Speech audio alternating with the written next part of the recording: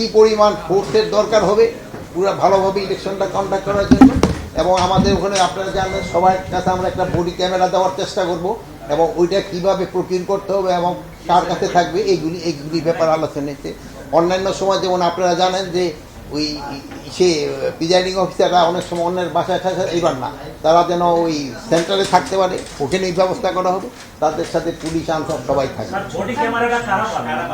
Body camera আমরা 47,000 vote কেন্দ্রে, প্রতিটা কেন্দ্রে আমরা একটা করে বডি ক্যামেরা দেওয়ার চেষ্টা করি। এই বডি ক্যামেরা থাকবে আমাদের ওখানে যে পুলিশের যে সিনিয়র মোস্ট তার কাছে থাকবে।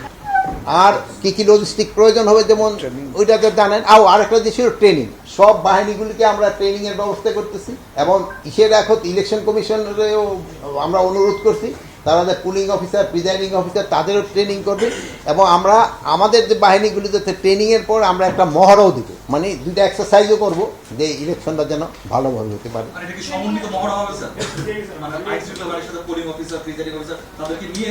না, আমাদেরটা আমরা করব, তারপরে যদি তাদের সাথে করা যায় তো ভালো, যেহেতু অনেক সময় আছে সব কিছু তো আর করা যায় না। বাট আমি আমাদের ভিতরে যেটা দায়িত্ব ওইটার ক্ষেত্রে আমি বলবো, বাট অন্যটা কিভাবে হবে ওইটা তো আমি বলবো। আমরা তো বলছি যে আইন শৃঙ্খলা বাহিনীর সংখ্যা প্রায় টোটাল মিলে আমরা কত প্রায় 8 থেকে 8 লাখের মতো প্রায় থাকবে, সব মিলে প্রায় এক আনসারি থেকে শুরু করে সব মিলে প্রায় 8 লাখের মতো।